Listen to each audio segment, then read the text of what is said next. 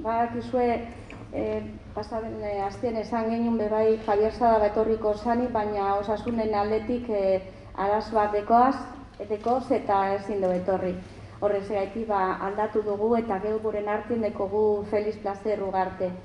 Eskerrik asko a todas las personas que habéis venido y recordaros que la semana pasada tuvimos la charla para quienes no pudisteis venir. Iba a venir Javier Sadaba, pero por problemas de salud no pudo ser. Y hoy abordamos de nuevo el título del nacionalcatolicismo con aquí el ponente Félix Placer Ugarte, que es un placer tenerle aquí. Gasteizen bizi naiz eta Bilbon jaio zen 1937an, eta bera da teologo, herri txikitan parrokoa Oñarte, Zigoitean, talde sozialetan sartute, Kristau Elkarte herrikoak apaiz koordinatzaile da hegoaldetan eta iparraldetan, idazle liburua batzun artien Euskal Eliza, Gure borroka, nazionalkatolizismoren kontra, eta bakea, justizia eta presoaren aldetik etortzen da. Os comentaba que él es teólogo, forma parte de la parroquia de Zigoitia en la actualidad todavía, pertenece a taldes sociales, a grupos sociales y relacionados con la Iglesia, coordinador de la Iglesia de Iparralde y de Hegoalde, y escritor de los libros Euskal Eliza, Gure borroka, en los que aborda el nacionalcatolicismo, o sea, en contra del nacionalcatolicismo. Él está por la justicia, por la paz social y por los presos.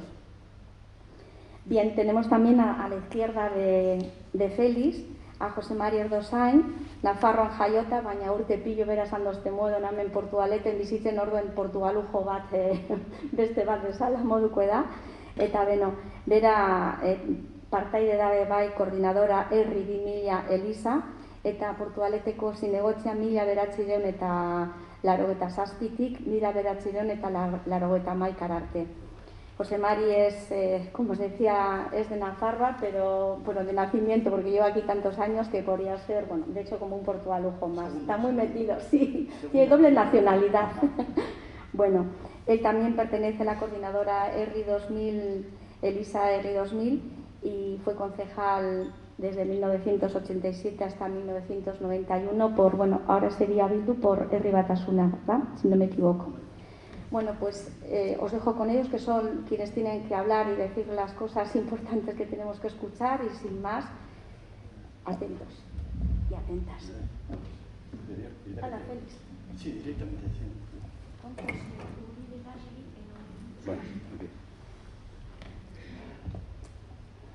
Bueno, pues arratsaldeon, eta eskerrik asko hitzaldi hauetan parte hartzeko gonbidatu agatik.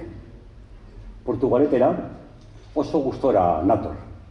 Zuekin hitz egiteko den artean zertan den nazionalkatolizismoa eta bere eraginak argitaratzeko edo sakontzeko. Momentu hontan eta gure gizartean, gure memoria oso beharrezkoa da, nire ustez, demokrazia osoa lortzeko. Bai, Estatu Espainolean, bai, Euskal Herrian. Cuando se va a debatir en ambos parlamentos, en el español, en Madrid, y en el autonómico, en Gasteiz, la ley de memoria histórica, y democrática, aquí, en Euskal Herria, es necesario tomar conciencia socialmente de un periodo especialmente nefasto de nuestra historia y de las ideologías que lo provocaron y sostuvieron, en concreto, de la más, a mi modo de ver, importante e influyente, como fue el nacionalcatolicismo y sus víctimas. Pero no se trata solo de recordar el pasado, sino también de constatar su actualidad, ya que las ideologías no mueren, como dice Bourdieu y Althusser, y se reproducen, como es el caso del nacionalcatolicismo hoy vigente en determinados sectores, como luego ya lo concretaremos. Antonio Gramsci secretario del Partido Comunista Italiano, decía que la historia enseña, pero no tiene alumnos. Nosotros, nosotras, queremos ser alumnos y alumnas de sus enseñanzas y obrar en consecuencia.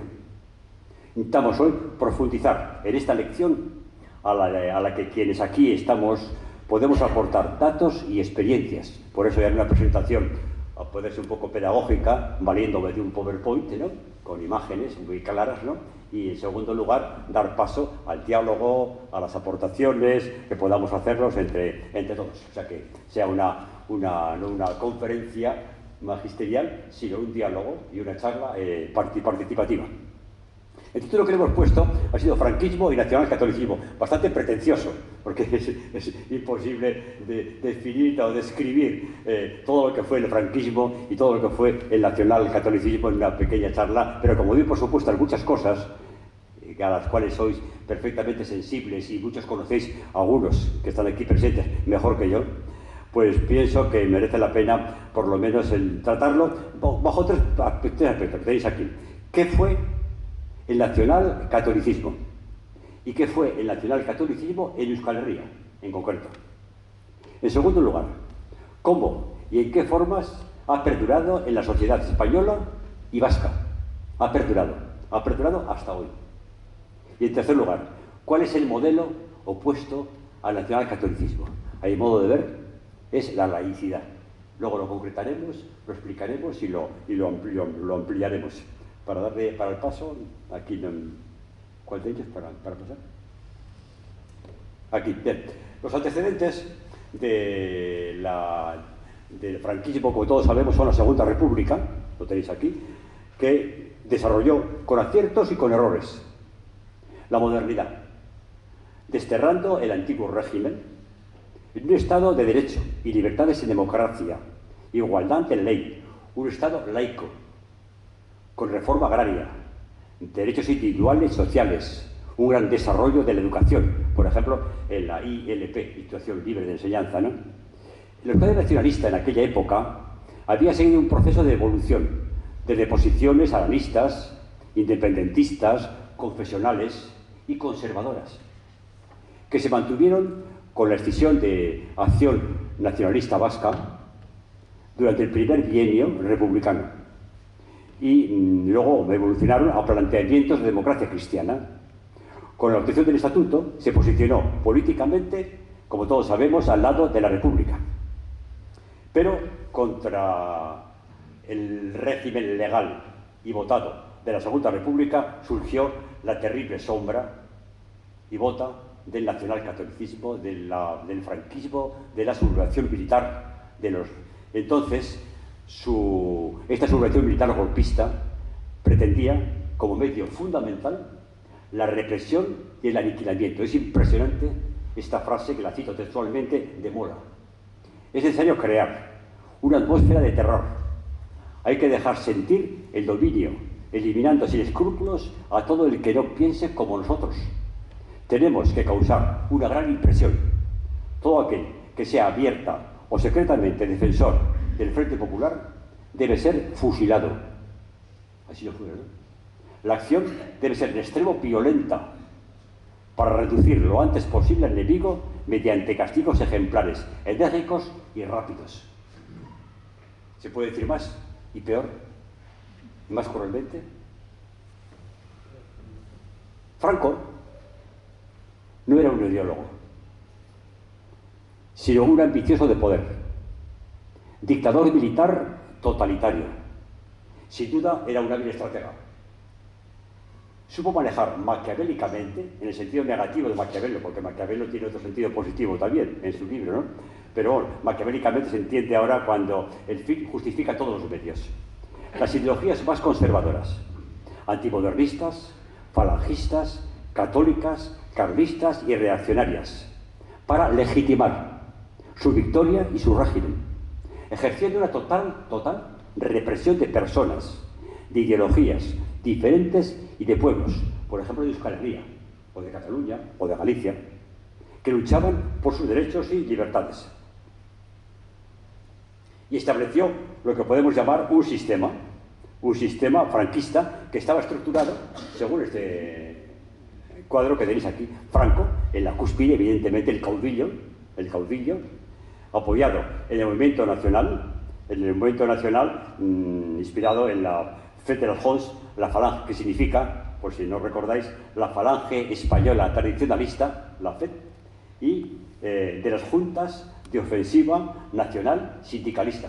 Largo, pero ahí se apoyaba el movimiento nacional, que fue el que inspiró, mantuvo, apoyó, legitimó todo el proceso del franquismo hasta el año prácticamente 75, hasta que desapareció Franco. Todo ello apoyado en el ejército, la policía, etcétera, y luego la Iglesia. La Iglesia apoyada el nacional-catolicismo, el ejército, el anticomunismo, el antiliberalismo, el falangismo y el nacional-sindicalismo. Esos fueron los grandes pilares que sostuvieron el aplastamiento de Franco y de sus secuaces de la Segunda República. Todo ello en esta estrategia política dictatorial. Un partido único según modelos dictatoriales y reaccionarios. Fête de la Hons, consistía en el movimiento nacional, en un sistema de democracia orgánica. La concentración del poder en el caudillo. Franco era el único que mandaba, el que decidía absolutamente todo. Y todos los que mandaban de alguna forma dependían absolutamente de él. Negativa de todo derecho político, salvo el del régimen, claro. Lingüístico, que no era derecho. Lingüístico o cultural, a la región de Cataluña, Galicia y País Vasco en particular. Y sobre todo, especialmente aquí, en Vizcaya y Guipúzcoa, provincias traidoras, así denominadas, como sabéis, ¿no? Restricción de la libertad de opinión, de asociación y de reunión, sindicato único y, lo que vamos a tratar hoy, el nacional-catolicismo apoyado y el refrendado en el concordato, como legitimador. Así lo titula Javier Sánchez Erauskin, que está aquí presente en su tesis doctoral. La tituló de esta manera, que sintetiza muy bien lo que significaba esto: el nacional-catolicismo en las Vascongadas del primer franquismo, como clave del intento legitimador de un régimen.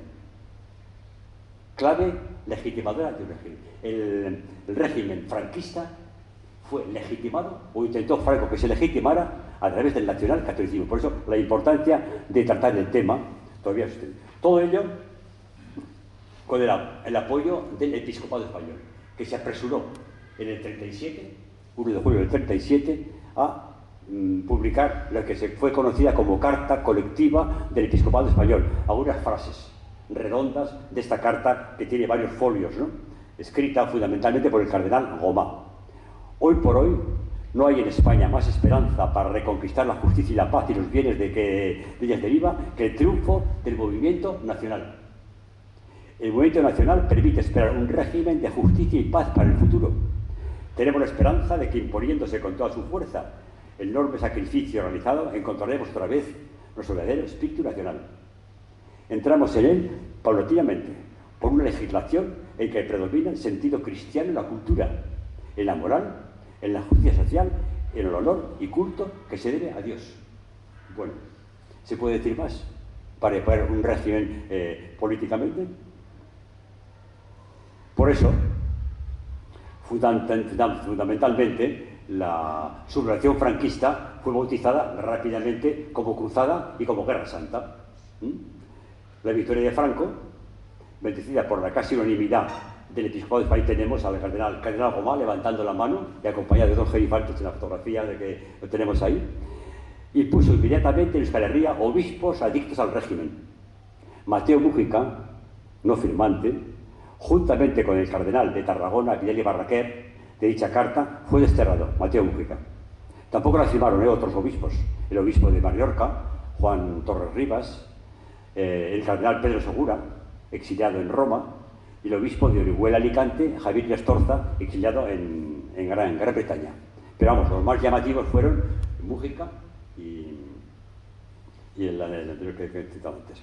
Vidal y Barraquer. El franquismo siguió diferentes etapas, que hay que diferenciarlas, pero en todas ellas el nacionalcatolicismo siempre fue el apoyo fundamental de este proceso. Las paso rápidamente. La primera etapa, la más dura del franquismo, a la que se refería Javier en su tesis, fue la época más dictatorial, en la cual se resumía en un libro que también publicó Javier, Por Dios hacia el imperio. ¿Más claro? Algunos otros decían, por el imperio hacia Dios. Pero esa más sería algo de la cristiandad. Pero el nacionalcatolicismo cambia los términos de alguna forma y entonces, por Dios, es decir, se somete a Dios y todo lo que significaba la religión, al imperio ¿de quién? Pues de Franco. De su mandato y de su represión. Todo sometido a la única idea nacional sindicalista, a la ideología franquista y al mando único, absorbente, totalitario y dictador de Francisco Franco Bahamonde.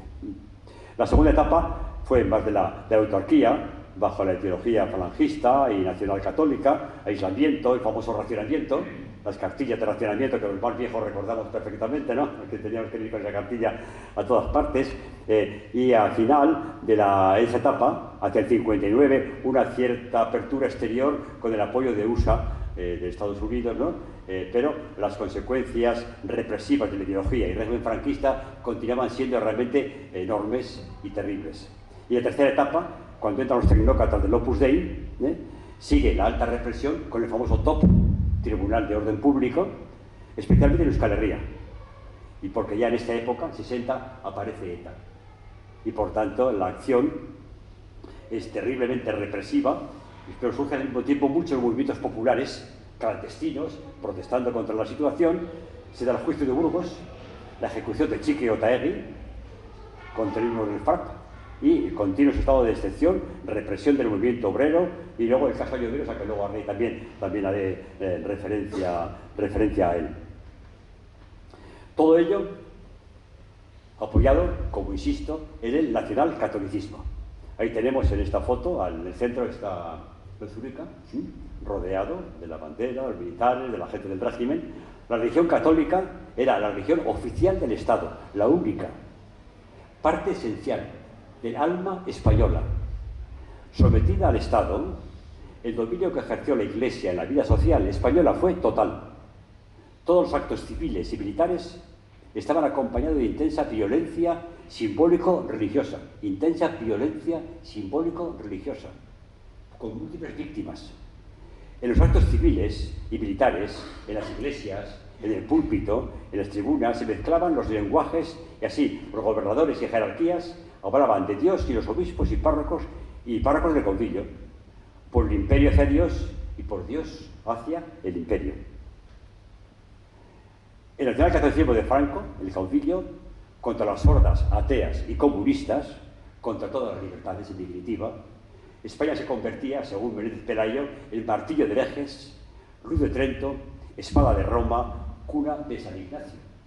Los jesuitas habían sido anulados por la Segunda República. El nacionalcatolicismo es heredero del pensamiento conservador e integrista del siglo XIX y de los fascismos triunfantes en Europa, italiano y el nazismo alemán, que ocultan una dura represión contra los vencidos, al mismo tiempo que recibía bajo palio al dictador, que organizaba espectaculares actos religiosos. Ahí tenéis en la fotografía la inauguración de la Catedral de Vitoria, de la nueva Catedral de Vitoria, en septiembre del 69, bastante reciente. Franco bajo palio, Peralta Vallabriga y luego compañeros míos, por cierto, lo lamento, pero es así, llevando el palio y protegiendo a Franco. Pero es la imagen tan repetida en tantos sitios y lugares, ¿no? El nacionalcatolicismo estuvo repleto de una profunda, extendida y aplastante ideología simbólica, violencia violenta, de imperialismo y subversión. Se acuñó y forjó utilizando santos, españolizando vírgenes, la del Pilar, también la de Begoña, por cierto, en las misiones famosas, y entronizando corazones sagrados, al menos lo pretendieron, ¿no? Como vínculo de patriotismo y reparación y penitencia por los crímenes rojo separatistas, por Dios y por España. fue el instrumento de legitimación del régimen franquista, que quiso reimplantar la influencia de la Iglesia esencialmente española que llevara a cabo la tarea de adoctrinamiento de la sociedad. La ideología religiosa que subyacía a esas posiciones apoyaba, por tanto, la guerra de los insurgentes como método de paz. Imponía un modelo de subvisión religioso-político que tenía como objetivo instaurar una nueva forma de cristiandad y de iglesia dentro de las exclusivas coordenadas del franquismo. Esta tomada, y así fue el paso al regla de la paz, al grito de las gestas de Dios a través de Franco, como subraya Javier en su libro. Resumiendo, el nacionalcatolicismo, con su frialdad clarísima, lo define José María Setién. La idea fundamental del nacionalcatolicismo consiste en hacer de la fe y de la vida religiosa un elemento constitutivo de la nación. Elemento constitutivo de la nación. En España se trata de hacer de la religión católica un factor constitutivo de la unidad política y cultural de la Unión Española. Una única nación, una única fe religiosa.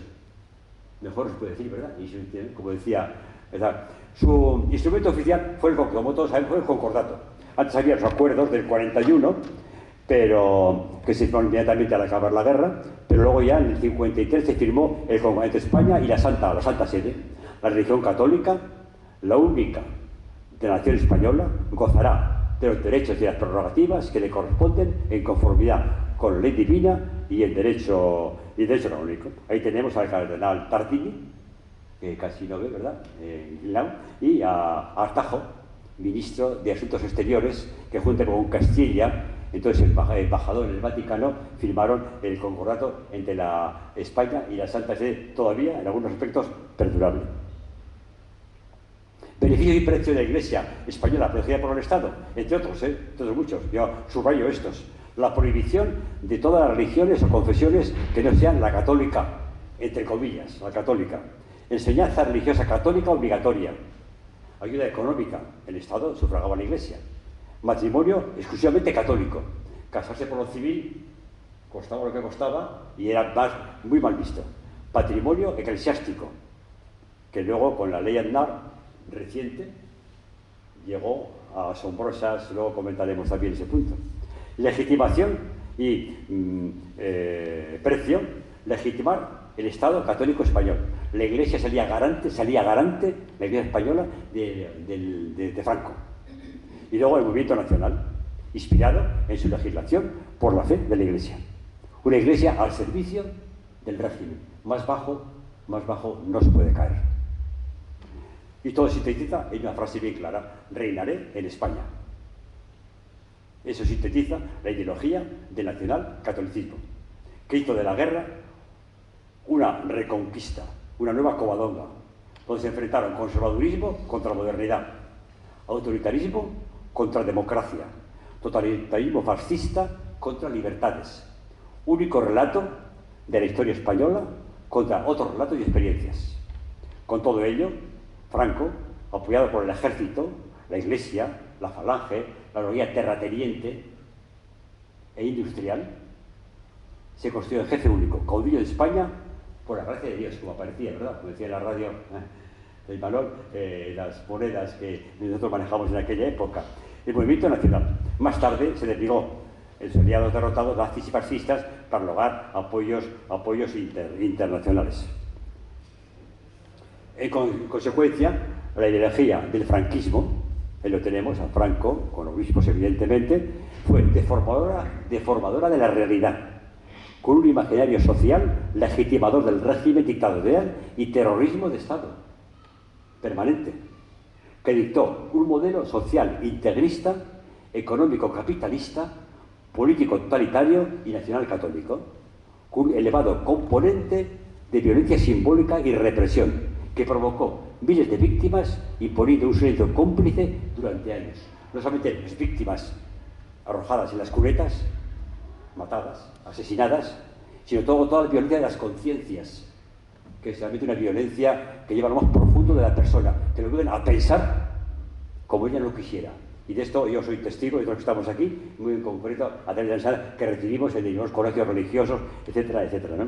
Pero de eso luego podemos hablar después.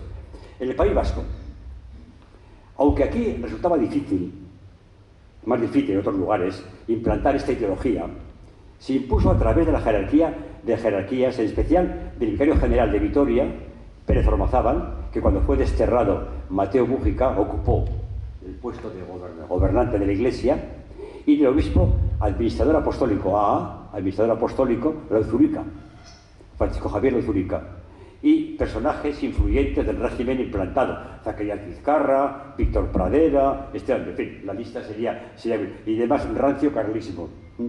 Así se quiso hacer de la Iglesia vasca un instrumento de adoctrinamiento nacional católico. Ahí pone, vizcaínos por Dios y por la patria, en el cuadro que tenéis aquí de ese requeté, ¿no? En el cuadro que se distribuía por todas partes en Portugalete y en el resto de los pueblos de Euskal Herria, ¿no? El nacionalcatolicismo vasco tuvo su momento álgido en los años 36-41. A partir, tal como constata Javier Sánchez Cervera en su tesis, que es lo que prueba al final, la Iglesia vasca, a partir de 1942, marca tímidas, pero claras distancias con respecto al patriotismo oficial, esgrimido hasta entonces como única bandera. Es decir, a partir de 40 empieza la Iglesia vasca a distanciarse un poco, pero un poco nada más, diríamos, ¿no? Porque continúa la fuerza de lo cual somos testigos muy directos los que estamos, algunos de los que estamos aquí. Por eso, la Iglesia vasca, en este contexto, sufría una cruel y fulminante depuración de ideas y de estructuras, empezando por el destierro del obispo Mújica, hasta los cientos de clérigos desterrados, encarcelados, incluso fusilados, y relevos de los puestos claves de la Iglesia vasca, para ser el vehículo ideológico del régimen franquista del país. Aquí tenéis la cárcel de Carmona, de 1940, que te he citado hoy en la radio concretamente, ¿no? Con Julián Besteiro, un hombre íntegro, que murió precisamente en Carmona. No lo fusilaron, pero murió de un cáncer, creo que de tuberculosis, fue por donde murió, de tuberculosis exactamente, ¿no? Pero tiene el centro de fotografía rodeado de curas vascos encarcelados en la cárcel de Carmona. La guerra civil dividió profundamente al País Vasco, al pueblo vasco. Esta división fue un cisma religioso declarado, ya que la mayor parte de los creyentes compartía un catolicismo conservador, ciertamente, pero dentro de ideologías políticas diferentes. Sin embargo, la feroz persecución de sacerdotes, religiosos y laicos que unían su religiosidad al sentimiento nacionalista y en general a la cultura vasca y a su lengua, produjo una honda división pastoral, a la que se hacían posturas enfrentadas ante la situación de Euskal Herria. Mateo Mújica apoyó en un comienzo la sublevación franquista, tanto en Burgos como en Vitoria, bendijo a los falangistas.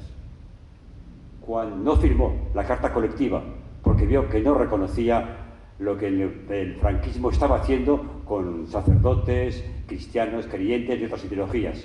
Y luego se distanció, como lo reconoció en la carta y respuesta a José Miguel Baranderán, del planteamiento nacional católico, y por tanto fue un obispo controvertido, muy conservador, muy tradicionalista en sus convicciones, pero que al final no se desvió,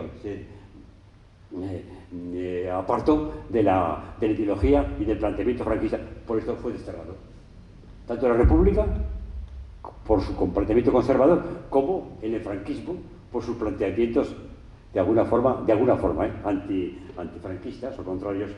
Fue desterrado. El gran, diríamos, adalid de la Iglesia del nacionalcatolicismo en Euskal Herria fue precisamente Francisco Javier Lauzurica, nombrado administrador apostólico de la diócesis de Vitoria. Entonces estábamos ahí, Álava, Vizcaya y Guipúzcoa. Franco había dicho: tengo un obispo para Guipúzcoa, diría para Guipúzcoa. No, se aclaraba mucho Franco, por lo visto, ¿no? Es un hombre que hablará de Dios hablando de España. Y en su primera carta pastoral, Lauzurica, nuestro primer saludo pastoral al venerable clero y pueblo fiel. Asimismo deseamos vuestra total incorporación al movimiento nacional, por ser defensor de los derechos de Dios, de la Iglesia Católica y de la patria, que no es otra que nuestra madre España. más claro, muchas más cosas, dice Lozurica, pero con esto está claramente definido toda su pastoral, entre comillas, en Álava, en Vizcaya y Guipúzcoa. Monseñor Urrechea, en Pamplona, obispo de Pamplona, destacaba el triunfo de nuestras armas y veía ya, textualmente, brotar en la punta de las bayonetas de nuestros soldados el ramo de olivo, y calificaba la guerra de estos como la más alta cruzada que han visto los siglos, donde es palpable la asistencia divina a nuestro lado. No merece ni comentarlo, ¿verdad? Es tan claro, tan evidente, tan rotundo, tan desesperante. Claro, obispos, iglesia jerárquica y autoridades. Por ejemplo, la consagración de la provincia de Vizcaya, de nuestra provincia de Vizcaya, al Sagrado Corazón, por el presidente de Diputación Yaguno. Cito los párrafos finales, no todo el discurso. Que muy pronto resuene en toda España y que en el mundo el grito triunfal de Cristo vence, Cristo reina, Cristo impera. Viva Cristo Rey, viva el Sagrado Corazón de Jesús, viva el reinado social del Corazón de Jesús, viva la Virgen de Begoña, viva el generalísimo Franco, viva España católica, arriba España. Más sermón nacional católico no se puede echar, ¿verdad?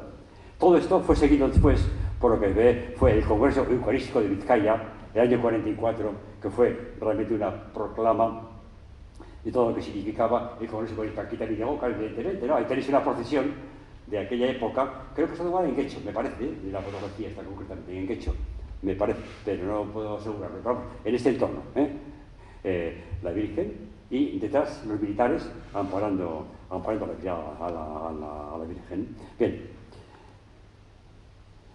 La ideología en esa época, evidentemente, no todo fue franquismo y submisión. Hubo antiideologías antifranquistas en Euskal Herria. Primero, entre el silencio y la represión. Había una ley de responsabilidad política del 39 y un tribunal para la represión de la masonería y comunismo que reprimía todo lo que no fuera franquista. Entonces se encarcelaba, se torturaba, se fusilaba, se asesinaba, etc., en nombre del nacionalcatolicismo, de la fidelidad a la patria y fidelidad a Dios.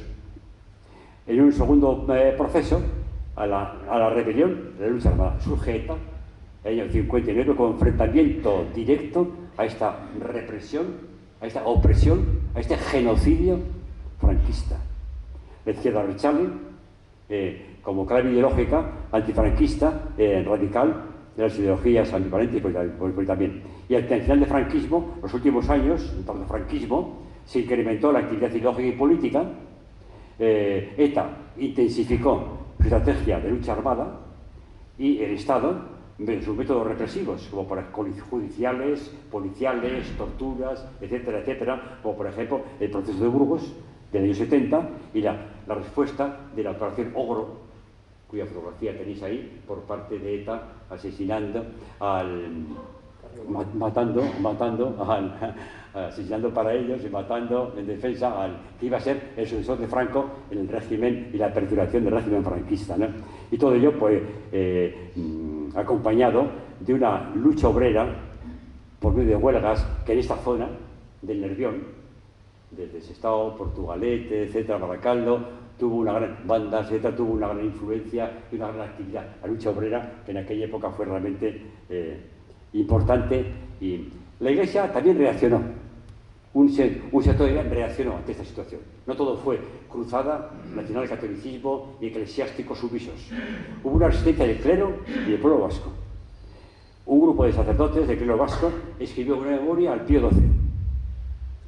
En el año 60, el silencio fue lo más llamativo de esta época por parte de la Iglesia. 336 sacerdotes dejaron una carta que de alguna manera se extendió, mereció castigos por parte de la jerarquía a sacerdotes compañeros nuestros en aquella época, donde se denunciaba la situación política, social, eclesiástica que entonces estaba ocurriendo.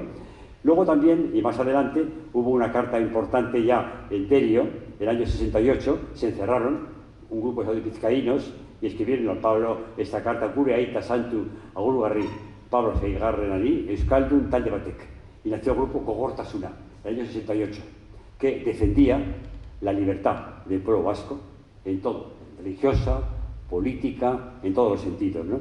De aquí se declaró una huelga de hambre y varios sacerdotes fueron encarcelados en la conocida como Pais Carcela, cárcel de Zamora, cuya película, realizada últimamente, se va a estrenar en los cines, pero que también en Portugalete, este próximo mes de noviembre. Hacia el 23 se va a estrenar, ya se presentó en el Cine de Derechos Humanos en San Sebastián antes del verano, ya se va a estrenar ya para todo el público aquí próximamente.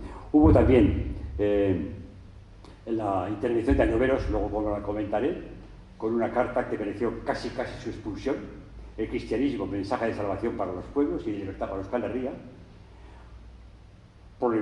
Comenzaron a existir grupos militantes cristianos, la OAC, la JOC, las comunidades cristianas populares, en esta época, luego vinieron otros después. Entonces, contra la ideología franquista nacional católica, aparecieron lo que podríamos llamar las ideologías de la libertad. La ideología franquista de la unidad de España impulsó un desarrollo capitalista en favor de la ideología, y no hay que olvidar nunca que el franquismo se alió con esta oligarquía y con el capitalismo más duro y crudo.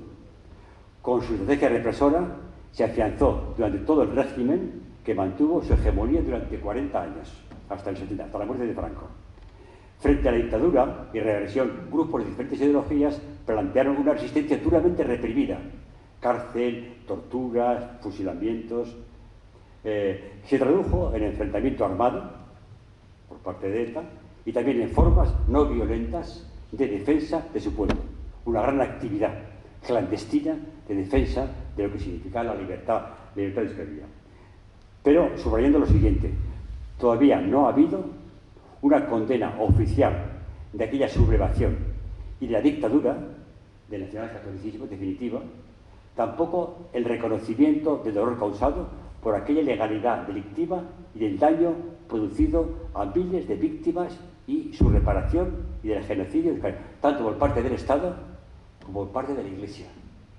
No ha habido esa condena oficial del nacionalcatolicismo. Falta también la autocrítica de una Iglesia que bendijo como cruzada aquella sublevación. Todavía ha hecho solo hizo alguna pequeña alusión, pero muy limitada y de poca importancia. Bien, y aquí acaba el nacionalcatolicismo, acaba. Aquí llegamos ya a la muerte del dictador. Las cosas van a cambiar. Llegamos a la llamada transición, entre comillas, la llamada transición. Entonces, ¿qué pasa en la transición? El franquismo, tras la muerte de Franco, perduró ideológicamente en ciertos sectores. El búnker pretendió mantener con Eras Navarro el movimiento y su ideología, así como los aparatos del Estado franquista a través de la ley para la reforma política. Una muestra clara de aquella, me tocó vivir muy directamente a mí, a Javier y a los que estamos quizá aquí, fue los acontecimientos del 3 de marzo del 76 en Gasteiz, donde mataron a 5 obreros, asesinaron a 5 obreros en los alrededores de la iglesia de San Francisco, en la cual estaba yo. Yo estaba presente dentro de la iglesia cuando la gasearon. Aquí tenéis la fotografía de aquella época. Yo estaba presente en aquello que no fue, en definitiva, la represión política por parte de Fraga y de Martín Villa, ahora encausado por la jueza Servina de Argentina, ¿no? Del mantenimiento del régimen, queriendo demostrar en Gasteiz que el régimen subsistía, que tenía fuerza y que podía hacer lo que hizo en Vitoria, asesinando a 5 obreros y reprimiendo un proceso totalmente pacífico, asambleario. Yo soy testigo directo de lo que pasó allí, pero sin embargo iba contra el régimen que quería perdurar, y el planteamiento obrero de Gasteiz realmente planteaba otra línea completamente diferente. Por eso la reforma pactada, la ruptura, se rechazó y se pactó la monarquía, la soberanía única española y la economía capitalista. Y todos los decretos, pacto de la Moncloa, ley de amnistía o del indulto, que amnistiaba e indultaba a tanta gente asesina anterior. Olvidarlo todo ello. una ley de amnistía que no satisfizo a nadie más que a los que quedaban indultados. La Audiencia Nacional se creó entonces, que prácticamente ha perdurado hasta hoy. Ciertamente, algún partido político emergió, el Partido Comunista fue legalizado, los sindicatos libres también, ¿no?, por Adolfo Suárez, y se estableció, se dictaminó, se aprobó en referéndum la Constitución española en el 78. Pero también se llegó, por otra parte, a acuerdos entre el Estado y la Santa Sede.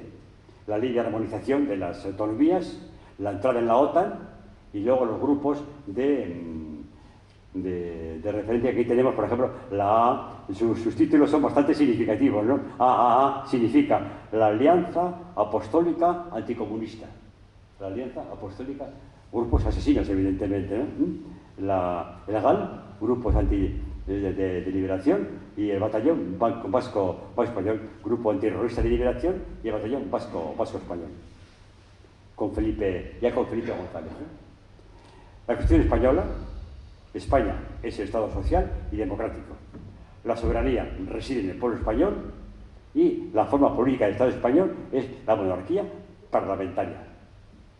La Constitución se fundamenta en la indisoluble unidad de la nación española, patria común e indivisible de todos los españoles, y reconoce y garantiza el derecho de la autonomía de las nacionalidades y regiones que integran y la solidaridad entre todas ellas.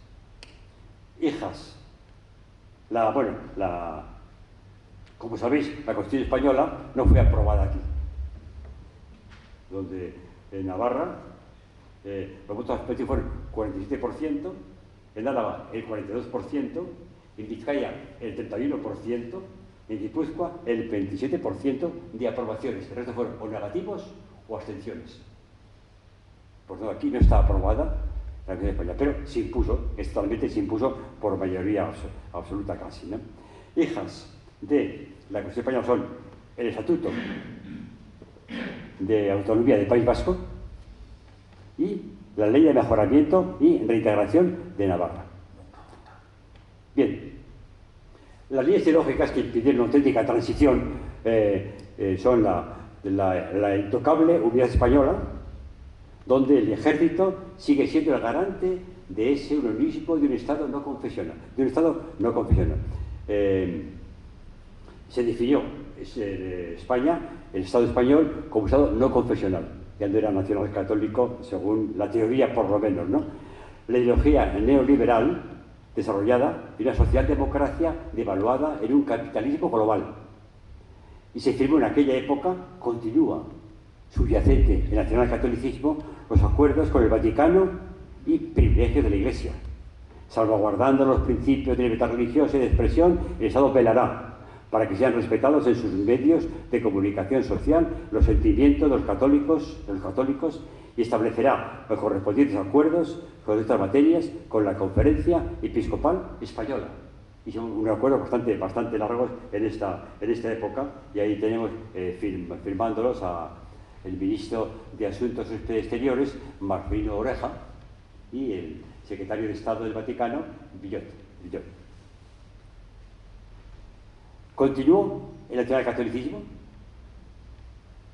Se garantiza la libertad ideológica, religiosa y el culto de los individuos y de las comunidades. Ninguna confesión de carácter estatal, dice la Constitución.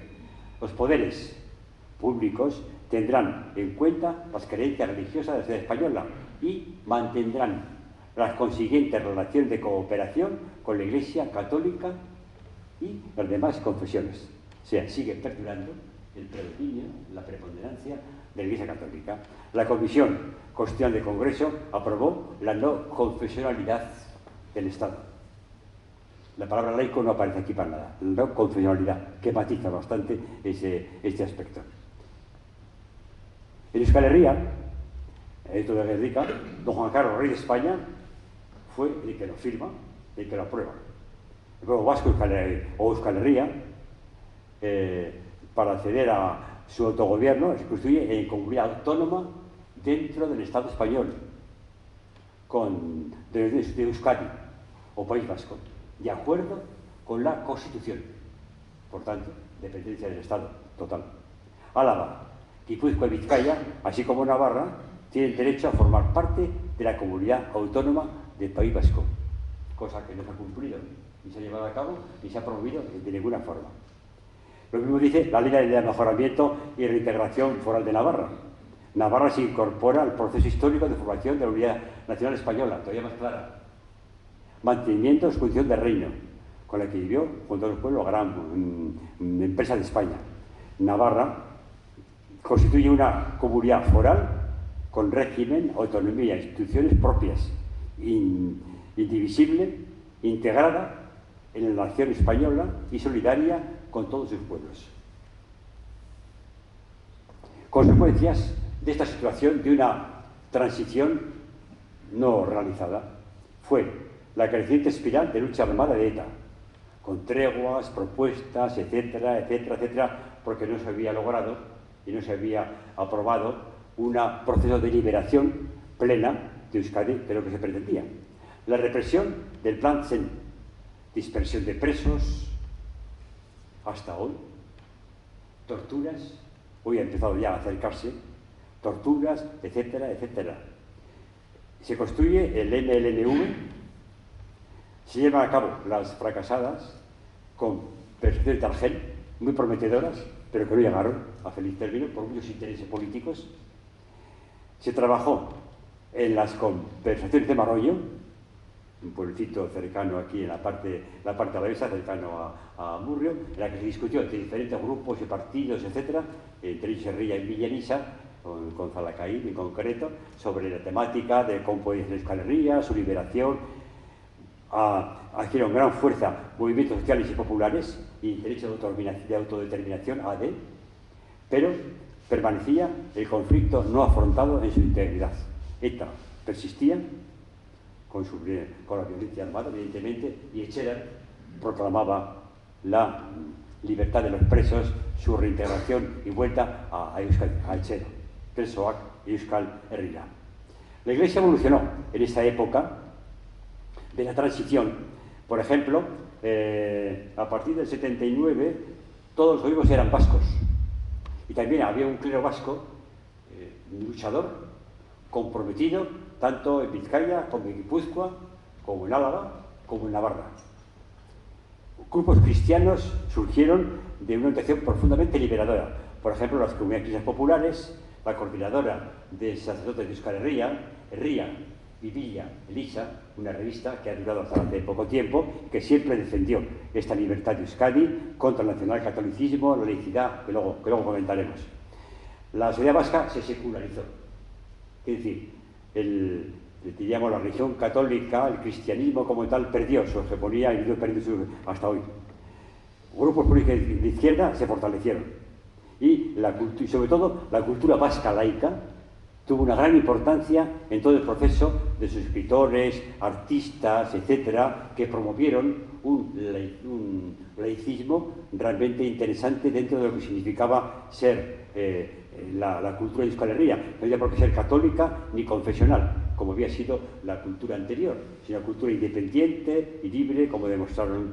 Por supuesto, subsistieron todavía reductos de ideologías pasadas, en formas religiosas, conservadoras y católicas. Son minoritarias, pero influyentes en determinados círculos eclesiásticos. Una memoria crítica y liberadora no puede olvidarlas y debe denunciarlas en cualquiera de sus manifestaciones. En conclusión del proceso, cito a José Manuel Beiras, de Alternativa Gallega de Esquerra, muy conocido, ¿verdad?, que os sonará bastante. Dice José Manuel Beiras, refiriéndose a Galicia y perfectamente aplicable a Euskal Herria: nada recibió nunca el pueblo gallego de la España eterna. Y bien demostrado está, ya que la autonomía otorgada hace un tercio de siglo, está hablando casi recientemente, no le ha servido para resolver ninguno de sus problemas endémicos, sean sociales, ambientales, económicos, culturales o lingüísticos. Menos aún para emanciparse a Galiza de su sempiterna condición de sierva.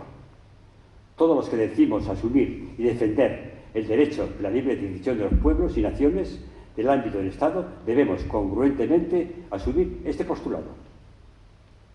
Beiras. Y Vicens Navarro, un catalán muy crítico con la situación, dice lo siguiente: 40 años de dictadura hicieron mucho daño a España y continúan haciéndolo. El hecho de que no haya habido una desnalificación de España explica que predomine a nivel popular un franquismo sociológico, que aparece incluso de vez en cuando en voces que se consideran autodefinidas de izquierdas. La enorme oposición de las derechas a recuperar la memoria histórica tiene como objetivo precisamente propagar la visión conservadora, reprimiendo la lectura progresista de lo que ha ocurrido en España y en Europa, dice Navarro. Por tanto, no se estableció nunca una política de Estado en materia de verdad. No existe una información oficial ni mecanismo de esclarecimiento de la verdad. Veremos ahora lo que ocurre con la ley de memoria histórica, que se debe decir del Parlamento español. El modelo vigente de privatización de las exhumaciones, que delega esa responsabilidad a las víctimas de acción, alimenta la indiferencia en las instituciones estatales y la interpretación restrictiva de la ley de amnistía, que no solo niegan el acceso a la justicia, sino que también impiden cualquier tipo de investigación. No lo digo yo, lo dice Pablo de Greiff, relator especial de la ONU, enviado el año 2014 para comprobar la situación del Estado español en aquella época. Estos fueron algunos de sus diagnósticos que él emitió en aquella época con total, diríamos, objetividad. En conclusión, continuismo de la ideología franquista en la transición, represión de la libertad básica de los pueblos y de ellos colectivos para su extensión. Euskal Herria es una muestra clarísima de ello. Falta de derechos sociales por otro modelo económico injusto e igualitario. Ausencia de laicidad plena de la enseñanza. Todavía hoy. En la Iglesia jerárquica se mantiene la mentalidad confesional con formas de diferenciación estatal de la Iglesia católica y proliferan símbolos religiosos. El clericalismo perdura. Las banderas que tenéis ahí, española y la de la Falange, son de hace poco tiempo, en la cual el que hoy ha sido nombrado hace una semana obispo de Jaén, y era auxiliar de Cartagena, creo,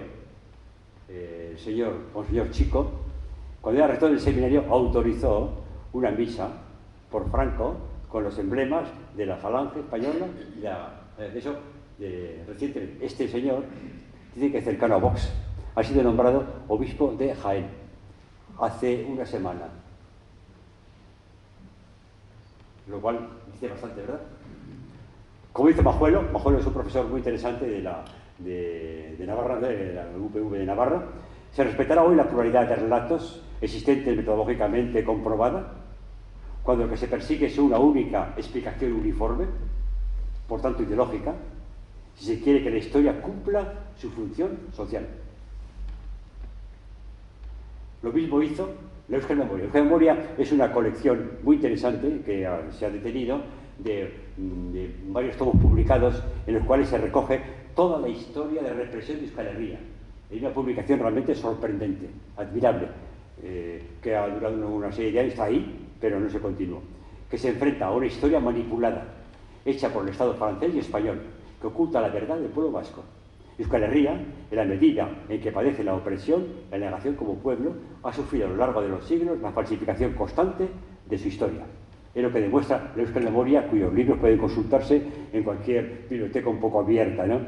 En consecuencia, la justicia con las víctimas de las ideologías, que fuimos muchísimas, y estrategias, solamente se conseguirá sobre la base de la verdad y la justicia por estos objetivos. Investigación de la verdad, realización de la justicia efectiva e implementación de medidas de reparación, incluidas las garantías de no repetición.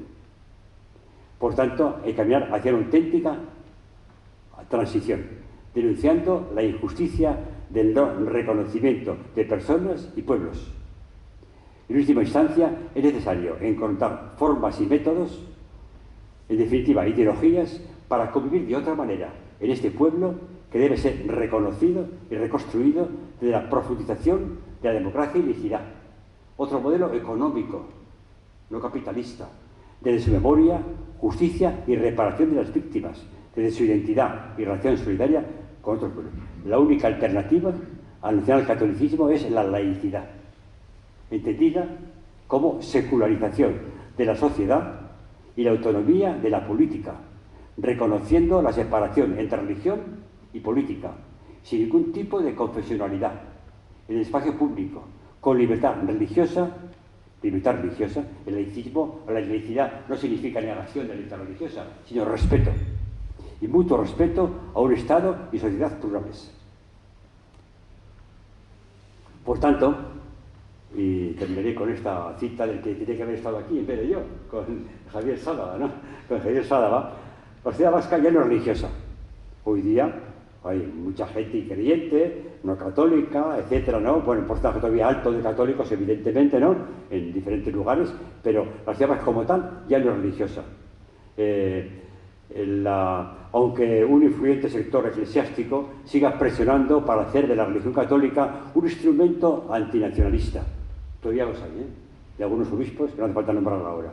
Las convicciones religiosas dentro de la sociedad laica pueden ser un motivo y empuje liberadores de dependencias, violencias, también de compromisos éticos, políticos, y como decía Xavier Sádava en una entrevista que hizo precisamente en Herria Villarisa, traducida al euskera, valoreak gizakiak sortzen ditu.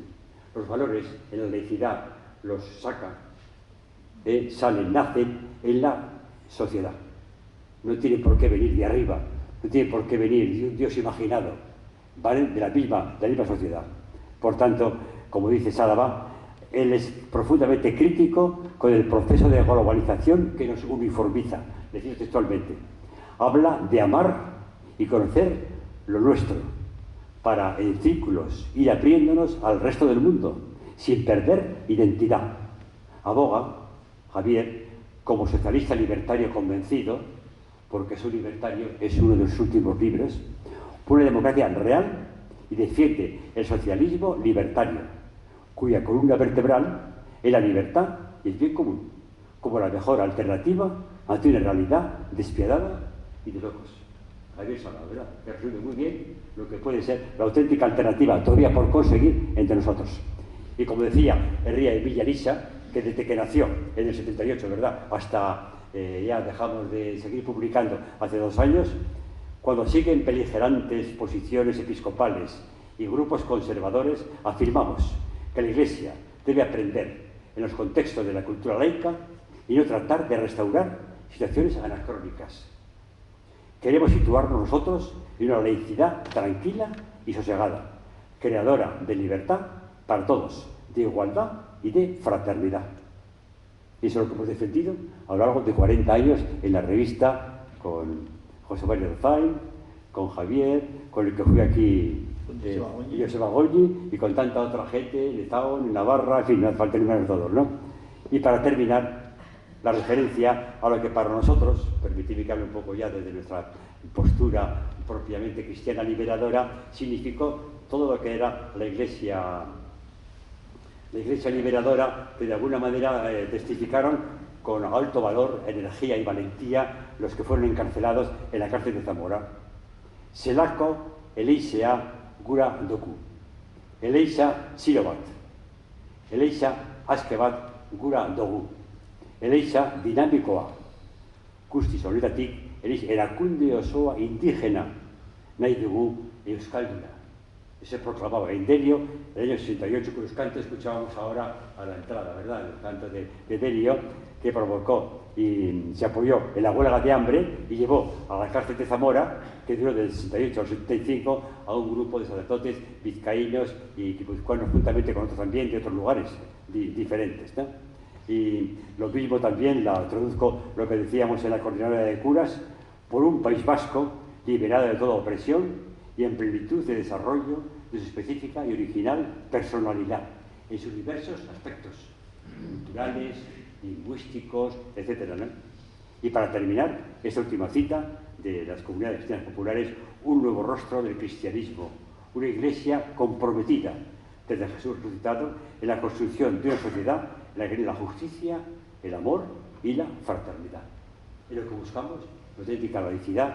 Y cuando con toda claridad ha desaparecido el nacionalcatolicismo, caminamos conjuntamente de diferentes convicciones por la libertad por la fraternidad, también, como decía Sadaba, por el amor entre los pueblos, las ciudades, concretamente los pueblos, en la gente más oprimida, más marginada. Es que ricasco el gustillo.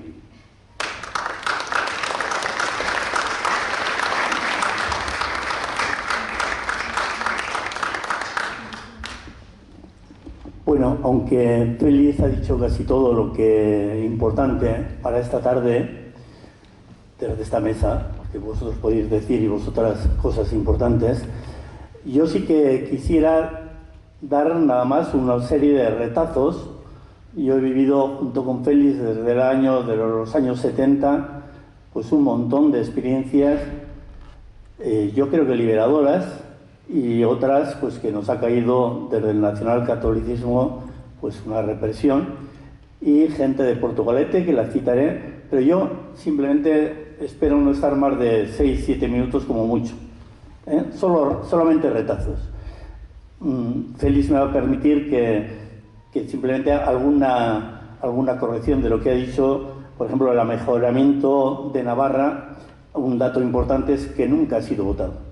Es el único estatuto de autonomía del Estado español que no ha sido votado. Y luego, al citar compromisos y tal de sacerdotes de las distintas provincias de Euskadi Sur, pues también, aunque él los tiene muy presente y está con ellos, sigue estando con ellos en la coordinadora de curas, también merecen el citarlos en el Iparralde. Siempre en ese sentido, Herria Vimilla Leísa y la coordinadora de curas es de Euskal Herria. Y también el monasterio de Belok para nosotros, desde luego, significa mucho de todas las cosas que allí han ocurrido, ¿no? Bueno, pues dicho simplemente esas cosas, así retazos.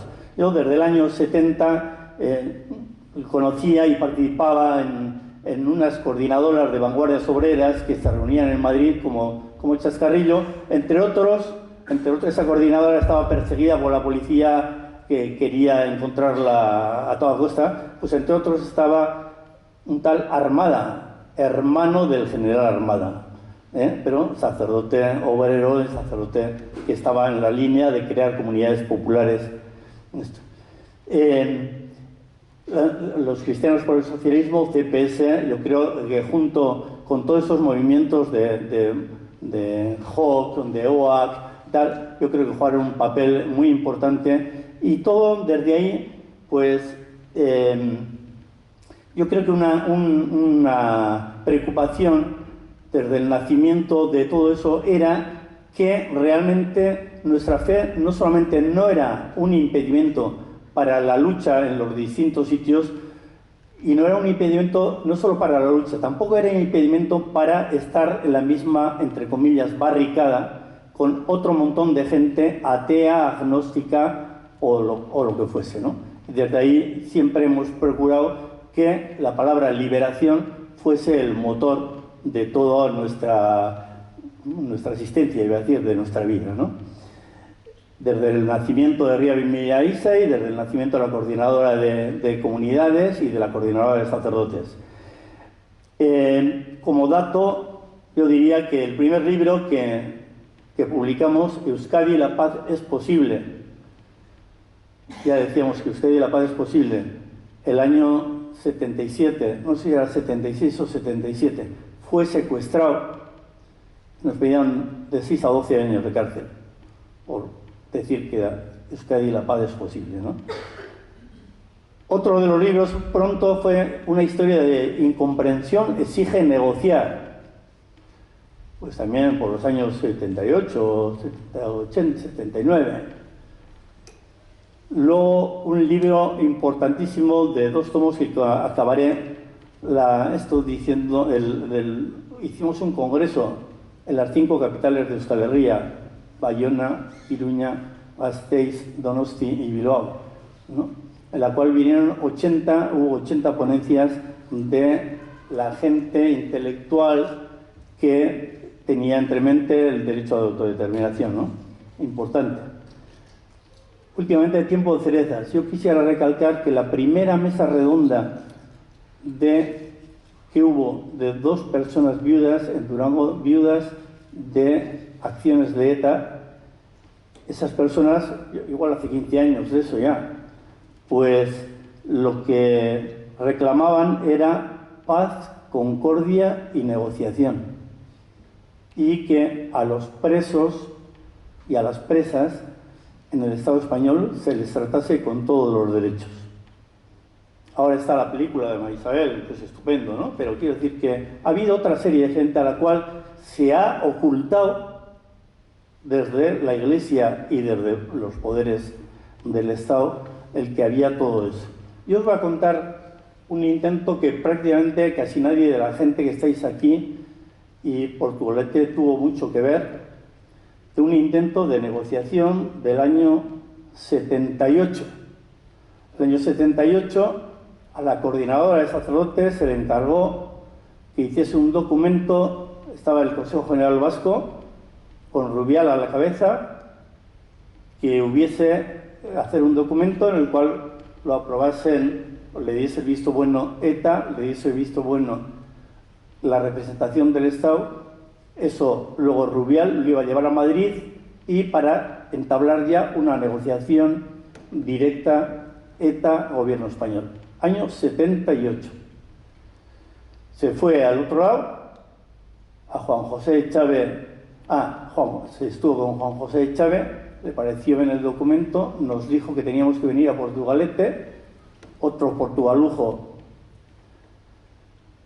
y yo, y estuvimos con Portel, que es al que nos dijeron que teníamos que recurrir. También estaba más o menos de acuerdo con esto. Él lo iba a llevar ya a entregarlo en Vitoria, y unos días más tarde hubo un atentado en el que murió la mujer de Juan José Chávez. Juan José Chávez quedó malherido, y 2 o 3 días más tarde le mataron a Portel. Y ahí se acabó ese intento de negociación, en Portugalete, año 78. Portugalete, conocéis que la parroquia de Santa María, y luego otra gente como Perico Solabarría, José María Hacha Juarte, gente comprometida social y políticamente, y el equipo parroquial de los años 70 y finales de los 70, ¿no? Y bueno, desde antes de la mitad, ¿no? Más o menos 73, 74, pues el equipo de Joseba Goñi, Tasio Mundarriz, Ángel Garamendi, Román Landera, yo creo que os suena a todo el mundo, pues que no solamente celebraban misa, ¿no? Sino que realmente en Portugalete se empezaron a hacer las escuelas sociales con unos cuadernillos de Marta Harnecker, que se intentaba que ese estilo de lectura popular de la sociedad se hiciese desde Euskal Herria. Bueno, pues empezaron en la casa parroquial también con gente que está aquí haciendo clichés y repartiendo, y para que luego en grupo se debatiese por toda Vizcaya y tal. En Portugalete nació Herria Vimilla Lisa, más o menos, aunque bueno, sería en Bilbao, en Colegio Mayor, pero de unas reuniones previas que hubo, que desde ahí nació, y el primer director fue Joseba Goñi hasta que murió, y fue él. En Portugalete, en ese aspecto, vosotros conocéis las historias del nacionalcatolicismo, pero también ha habido otras historias realmente de la Iglesia en que estaba comprometida, y los curas y tal. Pues en una de las primeras elecciones, o de las primeras, la primera, la segunda y la tercera elección, las listas de partidos políticos de izquierda estaban llenas en los primeros puestos de sacerdotes y de ex sacerdotes, ¿no? Es decir, que había en ese sentido, como he dicho antes, un intento de que nuestra fe y nuestro compromiso fuese realmente no un obstáculo, sino una ayuda para tener un compromiso comunitario con los demás, ¿no? Voy a ir acabando. Claro, Herria Vimilla Lisa ha estado ese intento que os he dicho del año 78, los grupos de Maroño, que decía Félix, en Lizarra, incluso la redacción se hizo por gente que decía Siga, grupos de cocina para que luego saliese Ayete, en los artesanos de la paz, Y todo esto no lo digo como de reivindicación de la Iglesia, sino que existe otra parte de la Iglesia muy unida a lo que podéis ser cualquier laico, y que se reivindicaba desde el compromiso laico de la sociedad, ¿no? Y pues bueno, pues también hemos padecido del juzgado, pues eso, el secuestro de Euskadi la paz es posible, pues Artea Bimilla y el 1898, hasta última hora, estuvo junto también con AECA en la mesa de los dosieres que había para hacer el 1898, y a última hora ya sacaron a Artea Bimilla y a AECA. Pero en el juicio, en uno de los días que estuve en Madrid, en el juicio del 1898 con Joseba para testificar, pues andaban ahí preguntando a la gente eso, que ETA, que vivía, mentira, ¿no?, que vivía de las páginas de Ría Bimilla Lisa, y los obispos, en los primeros años, sobre el 78 así, en una de las reuniones que tenían, incluido el obispo de Bayona, los 5 obispos, porque al principio se reunían también los obispos, también el de Navarra, pues decían que la Coordinadora de Curas y Arría Bimilla Lisa, sobre todo, que estaba financiada por ETA y por el oro de Moscú. Por supuesto que se ha publicado en el Correo, se publicó en aquellos años que éramos el brazo cristiano de ETA militar y toda una serie de barbaridades, ¿no? Lo que siempre hemos trabajado es para que no hubiese paz. Nosotros estamos de acuerdo con esa frase que se ha hecho famosa estos días, algo parecido, pero no tenía que haber habido violencia, ¿no? O algo así. ¿Y por qué la hubo? Es la pregunta. Estamos de acuerdo que no tenía que haber habido violencia, pero ¿por qué la hubo? Pues porque la hubo, y con esto acabo. Yo os voy a leer simplemente en aquel congreso, el año 85, una declaración, es relativamente corta, no os asustéis, que la firmaron los 80 personas y los partidos políticos, aunque un partido político muy vasco él, pues hasta última hora, como ya todo el mundo lo había firmado, también la firmó. Pero, bueno, pues ¿por qué hubo violencia? Pues lo vale, porque hubo. El documento final del Congreso ese decía: hay elementos objetivos y subjetivos suficientes para afirmar la realidad de Euskal Herria como un pueblo, nación específico y diferenciado, así como la de otros pueblos, naciones presentes en este Congreso. Y había Bretaña, Córcega, Galicia, Flandes, Tirol del Sur, Cataluña, Valle de Aosta y Eslavia. Todos estos estaban representados. 2. Constatamos la desmembración y los diversos grados de opresión ejercida sobre nuestro pueblo por los estados francés y español, cuyas consecuencias deben ser reparadas por una recuperación lingüística, cultural, territorial y nacional en el camino hacia su pleno ejercicio de la autodeterminación. 3. Hacemos nuestra la aplicación para Euskal Herria de las siguientes declaraciones. Las Naciones Unidas desarrollarán entre las naciones relaciones amistosas, fundadas sobre el respeto al principio de la igualdad de derechos de los pueblos y a su derecho de autodeterminación. Eso lo dice la Carta de las Naciones Unidas, el artículo 1.1, 1945. Todos los pueblos tienen el derecho a autodeterminarse. En virtud de ese derecho, ellos deciden libremente su estatuto político y aseguran libremente su desarrollo económico, social y cultural. En la ONU, artículo 1, Pactos Internacionales Relativos a los Derechos del Hombre, de 1967.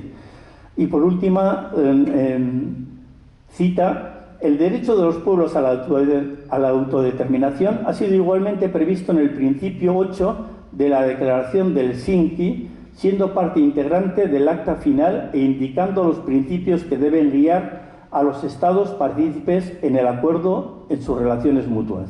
La Declaración de Helsinki. Sigue el comunicado. Desmentimos la interpretación que de estos artículos hacen gran parte de los estados, aplicándolo el derecho de autodeterminación tan solo a los pueblos colonizados. Y al contrario, afirmamos que ese derecho pertenece igualmente a los pueblos minorizados y sin estado de Europa y demás países del mundo. 4.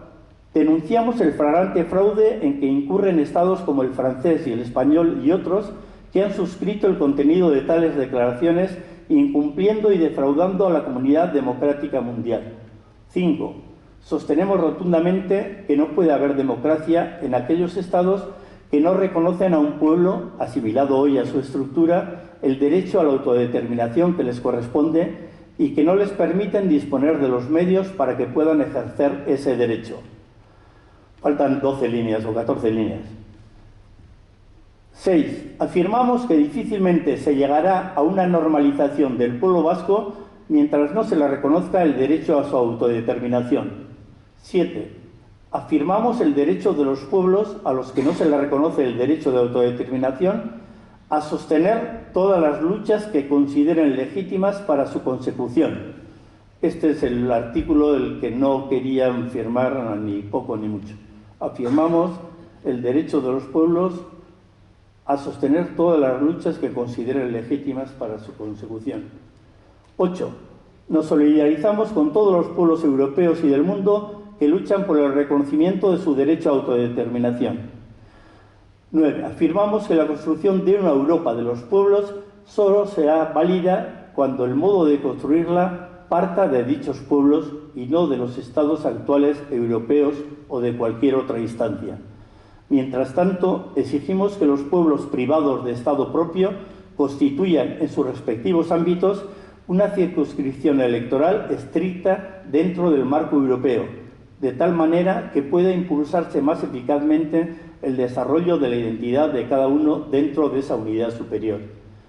10. Consideramos imprescindible la solidaridad y colaboración entre todos los pueblos privados de Estado propio para alcanzar más importantes cuotas de influencia y eficacia en beneficio de su proyecto de liberación.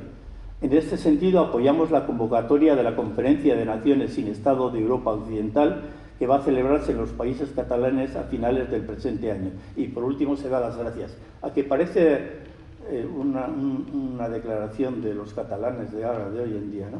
Bueno, pues esto para mí responde a la pregunta de no tenía que haber habido violencia. ¿Por qué la hubo?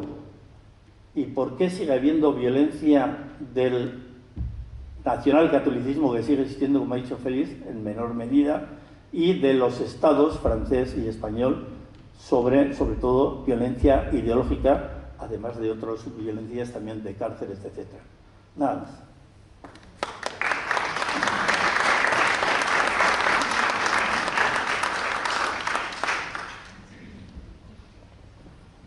Y pues ahora vendría un tipo de intervenciones, aportaciones, porque claro, todo queda incompleto, hay cosas que se pueden completar, añadir, enriquecer. Entonces, el que quiera, el que le parezca, pues puede pedir la palabra e interviene, sin más, ¿no? Si habrá algún micrófono o algo para... No. Un tema de COVID lo habían quitado, entonces a voz, adiós. De al fondo, ¿no? Por ahí. No sé si me vais a escuchar, porque estoy... Acércate si quieres, ven, acércate. No puedo decir, no me atrevo a decir que no estoy de acuerdo con vosotros. Voy a decir simplemente que no entiendo muy bien la relación de ideas que habéis expuesto aquí, sobre todo tu compañero. Yo escuchaba de pequeño que una de las cosas que justificaban el alzamiento nacional era que los rojos, entre los que estaban mi padre, mi abuelo, etc., violaban a las monjas y quemaban las iglesias. Cuando yo luego he podido estudiar que ya con Carlos III, en el 1700 y pico, ya hubo quemas de conventos y de iglesias, etc., en el siglo XIX, con la desamortización de Mendizábal, cuando vino el que se echaron a los frailes y a los curas y tal. Ya hubo movimientos contra la Iglesia católica en España. Bueno, cuando llega Franco, él sabía que la gente cree en la Iglesia entre otras cosas, por miedo, por temor, es mi opinión. y eso lo supo explotar desarrollando el nacionalcatolicismo y haciendo que sus curas y sus obispos fueran a los colegios después de haber encarcelado o asesinado a los maestros republicanos que se limitaban a explicar la historia como fue o las matemáticas de Descartes como son y no ligando todo con Dios, etcétera, etcétera. Bueno, a lo que voy.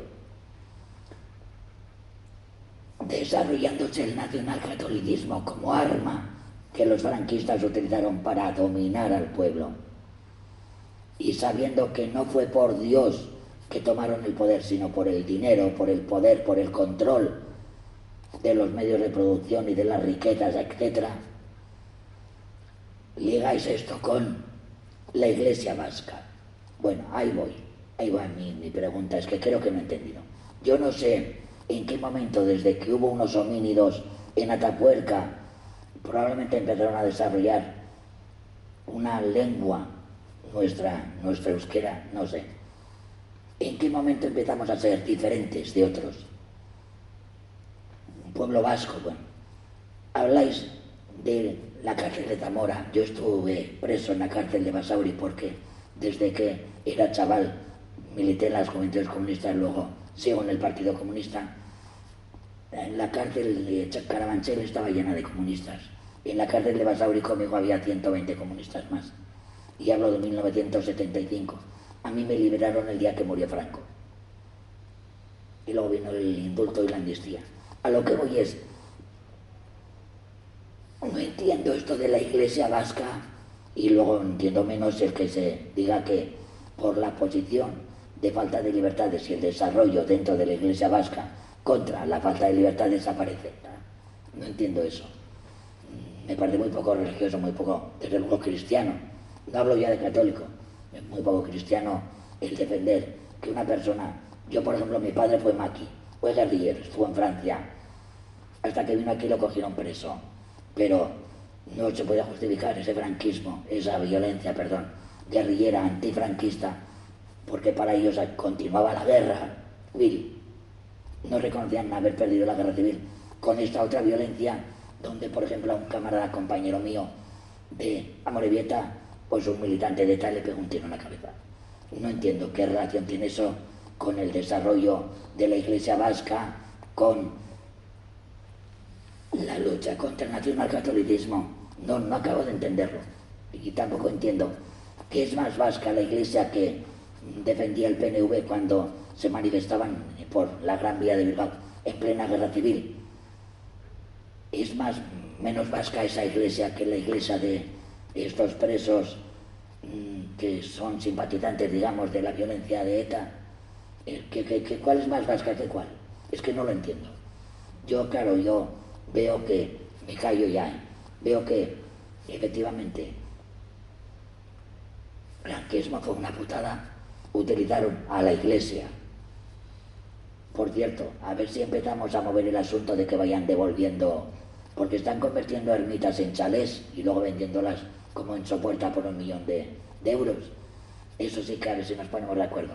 Pero quiero decir, por favor, ¿podéis explicar un poco más cómo se desarrolla?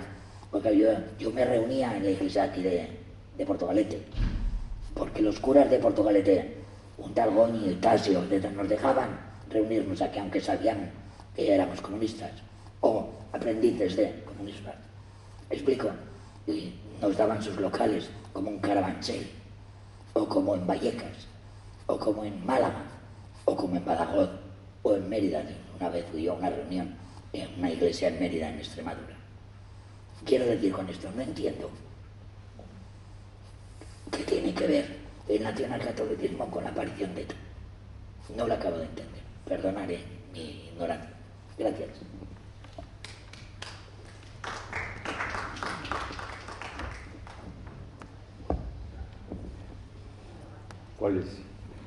¿Cuál es más iglesia o menos iglesia, verdad? De lo que he entendido. Pues, yo pienso que no se trata de comparar iglesias. Así como en la sociedad civil la laicidad admite, pide, exige para ser laica el respeto de las diferentes convicciones, sin darle prominencia ninguna. Dentro de la Iglesia, yo no hablaré de laicidad, porque la Iglesia no es laica, pero sí que hablaría de pluralidad. Entonces, dentro de la Iglesia vasca hay diferentes posiciones, plurales. Y entonces, ¿cuál es más o menos vasca? Yo no estaría convencida, esta es mejor que la otra es más vasca que la otra. Eso me parece que son comparaciones que no caben dentro de este planteamiento. Yo lo que pediría es que la Iglesia sea sobre todo plural y que reconozca los diferentes planteamientos nacional-católicos, como he dicho ahora, porque eso no son planteamientos de Iglesia, son planteamientos políticos, como lo he intentado dejar claro, al servicio de un determinado régimen. Y cuando la Iglesia o la religión se ponen al servicio de un determinado partido político o de determinada ideología política, dejan de ser religión y dejan de ser Iglesia, para convertirse pues simplemente en una especie como de adorno de ese partido político. Por eso, en la Iglesia vasca, yo pienso que lo que hay que reconocer siempre, y hoy también especialmente, es la pluralidad de posiciones.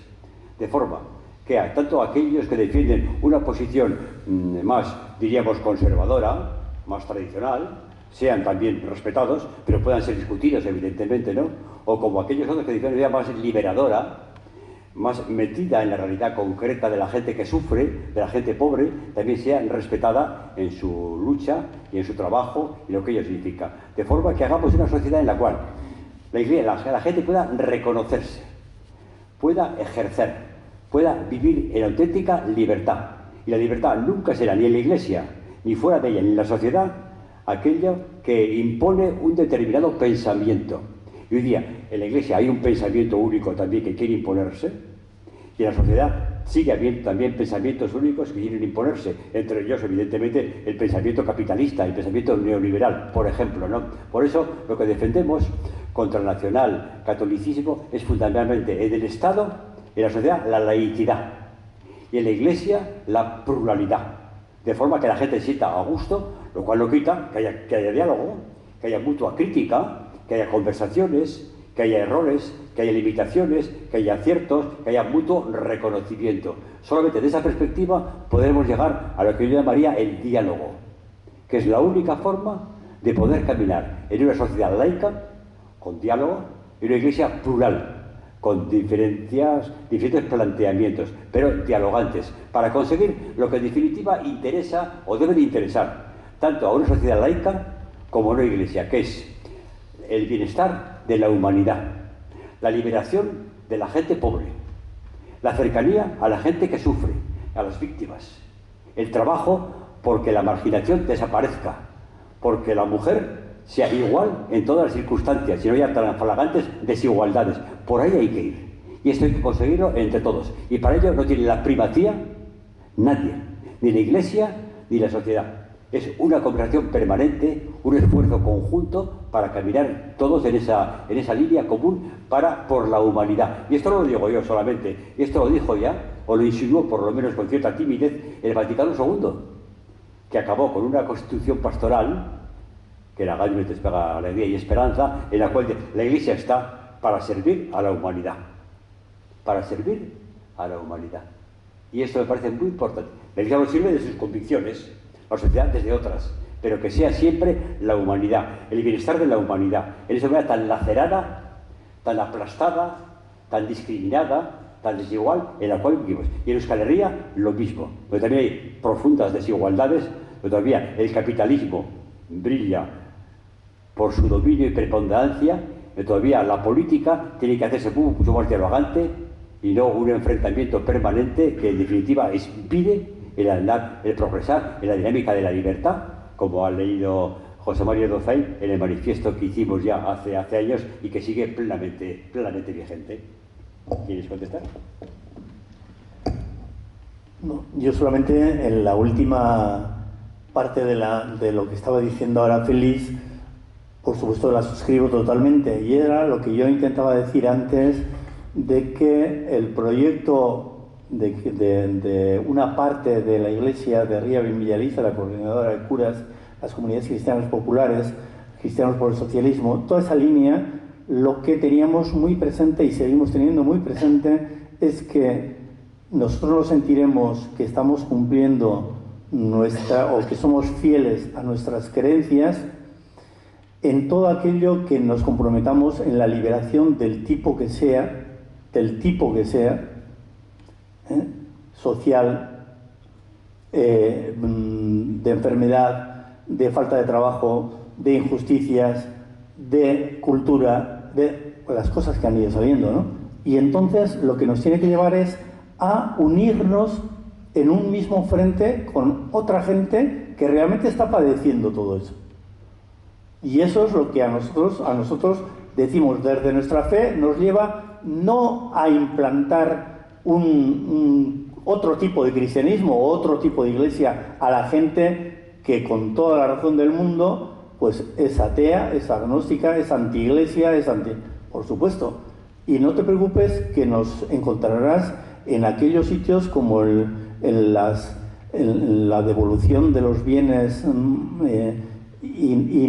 ¿cómo se llama? Inmateriales, ¿no?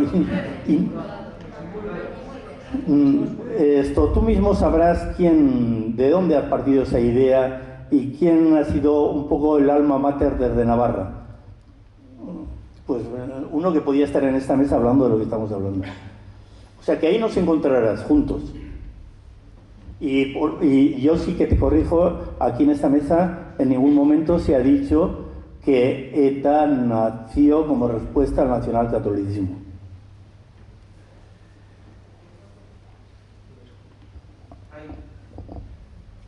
Sobre la cuestión del año 59, cuando la Organización de Liberación Nacional Vasca, ETA, surge, es un trabajo que vienen realizando estudiantes desde unos años antes, después de haberse reunido con Antonio Aguirre en el encuentro de estudios vascos en París, y esos estudiantes están empezando a decir de que este pueblo, esta sociedad nos está desapareciendo. El gobierno vasco está en Venezuela y la verdad es que la posición, después de que los americanos no habrían entrado para liberar al Estado español, las democracias, se pasaron con Franco porque era un anticomunista nato, y encima por la gracia de Dios, ETA surge en el año 59. Parece ser que encima el día de San Ignacio. Si a eso se le puede decir de que ETA salió contra el nacionalcatolicismo, pues me parece que, no sé, estamos un poco fuera de mambo, porque las primeras declaraciones que tiene ETA en su estructura fundacional habla de otra cosa que no habla de nacionalcatolicismo, habla del pueblo y de las condiciones a las que está sometiendo a ese pueblo el Estado español. Eso hay que tenerlo bien claro. ETA es una organización de liberación nacional, independentista, por supuesto. El derecho a la autodeterminación vino después, dentro de las bases de ETA, y, por supuesto, que no hablaba de lucha armada de entrada. La lucha armada vino por las condiciones de lucha que se fueron desarrollando.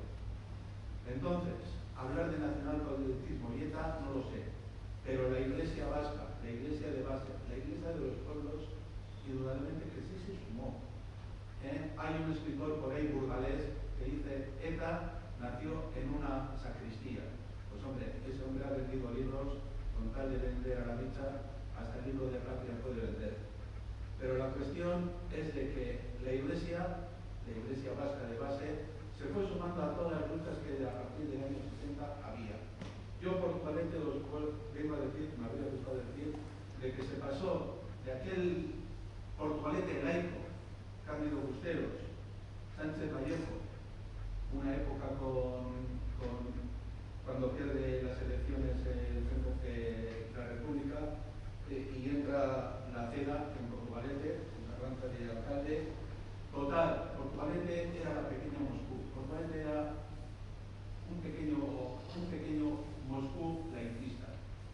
Automáticamente pasa en el año 37, 38, 39. Habéis sacado antes hoy una foto que está en la Wikipedia con las fortalezas de Portugalete en el pórtico de la iglesia.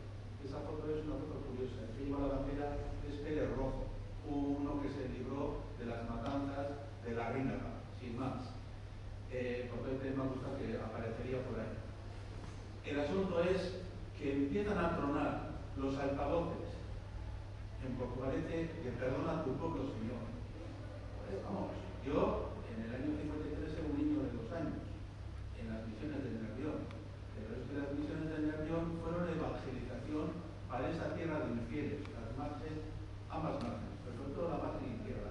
Portugalete, un sitio de infieles, gente que estaba casado por el civil, gente que no se había bautizado a los niños, y gente que con esos condicionamientos no podía recurrir a pedir al ayuntamiento la comida, el paquetito que había para pobres de su identidad. Y la cantidad de racionamiento hasta controlada. Esa era fuertemente el nacionalcatolicismo. Don Ángel Chopitea, vasco, por supuesto, de Lequeitio, el Caldún, lo dominaba, se encarga de tener a Portugalete como un sitio de evangelización de paganos. Y eso la verdad que se sufrió. No es solamente ya el nacionalcatolicismo en Portugalete, es que es la cuestión de la mujer. Pasa a ser de una república laica a estar dentro de la sección femenina y mujer, quédate en casa, la faca que rata y todos sus cantares. O sea, se fue metiendo por todos los niveles de la sociedad. Las medias que los municipales de Baracaldo y aquí en Portugalete se perseguía a ver si la mujer llevaba medias o no, y si no había multa, eso es el nacionalcatolicismo. La tapia del cementerio civil de Portugalete hasta el año 80 que no fue tirada, eso ha existido en Portugalete. ¿Qué era ver aquel cementerio civil? Dicen que la muerte nos une. La muerte nos separa todavía. Eso lo tuvo mantenido aquí el nacionalcatolicismo y el ayuntamiento de Portugalete. Cuando un alcalde de Portugalete, tenido de ese estado, tiene todavía la indecencia de ir a una iglesia de Sopuerta, de Orcuella, a encararse con el sacerdote que estaba echando una homilía, hablando de las condiciones de las puertas que había en la era un alcalde que estaba en Portugalete. El que trajo después una guardia pretoriana, con el amigo Lindosa y toda la extrema derecha que había desestado, no vamos a decir nombres.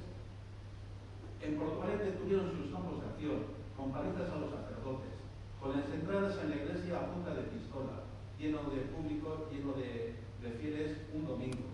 Todo eso lo hemos visto. Hemos visto en Portugalete dar palizas solamente porque se estaba hablando, hay otros casos, en euskera. Señores míos, nacionalcatolicismo, ETA, la Falange, la Guardia Pretoriana del señor Esparta, vamos a decirlo ya, con los anteriores que había. Nos hemos movido una dicotomía que era tanto el repique de campanas de la Iglesia como el cuerno de altos hornos de mando al trabajo. En esa dicotomía nos hemos movido y en esa dicotomía hemos sabido responder. Cada uno de unas posiciones, cada uno dentro de su militancia y cada uno dentro de sus convicciones. Pero decir hoy día de que el nacionalcatolicismo fue a lo que ETA le llegó a salir, vamos a ir un poco despacio. Es una condición más. Resumiendo, nacionalcatolicismo, habéis sabido responder dentro de la propia jerarquía, habéis sabido responder ocupando Derio, habéis sabido responder cogiendo el buzo de trabajador en el puente Rontelli como un portabuzo de pro Pedro Salavarría Bilbao, y habéis comentado, José Mari, de ese sacerdote que era de la parroquia de la Florida, José María Alcha Ugarte, para que todos los Ugarte estéis por el mundo. Hay cierto parecido. Pero ese hombre, la verdad que importante es que ni se le ha nombrado. Ni se le ha nombrado en las historias de los libros que se ha sacado últimamente, el historiador portugués, ni se le ha nombrado a José María Alcha. José María Alcha movió movimientos de juventud, de movimientos de euskera, creo que fue la primera escuela que hubo por Portugalete, y encima estuvo, pues como uno más, echando una mano a militantes de la organización ETA que estaban muriendo. En este mundo todos hemos estado juntos, pero no, quizás no revueltos. Cada uno tiene que saber cómo ha afrontado su pasado, cómo ha afrontado esos momentos y cómo tiene que afrontar el futuro. Vosotros para mí sois un ejemplo, los que habéis estado con una sotana, hoy estáis de laicos, pero que mantenéis también unos criterios de pensamiento de que religión y filosofía, él no hizo la divisoria, todo lo que vino después de él fue la repera, pero me encanta de que haya gente que con unos criterios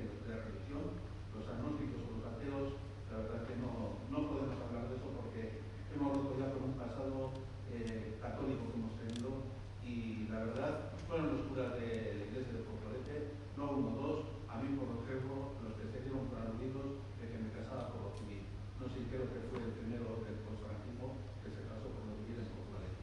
Resumiendo, me lío y perdonadme, pero la cuestión es que el nacionalcatolicismo fue una cosa que inundó a la sociedad en Portugalete, por supuesto, y que hubo gente que supo responder dentro de la jerarquía de la propia Iglesia y gente de fuera. Pero no creo que fue el caso de que ETA nacería para conquistar solamente al nacionalcatolicismo. Fue mucho más complejo. Este tema es bonito. El otro día Víctor Moreno hablaba de que sí hay una paradoja. Y las paradojas siempre han sido Euskal Herria. Y la paradoja de Euskal Herria es que va a otro paso diferente que el Estado español. Juntos pero no revueltos. Y eso es lo que hay que saber reconocer y eso es lo que hay que saber decir. Vamos a entendernos, pero respétame por favor. Sin más, compañeros.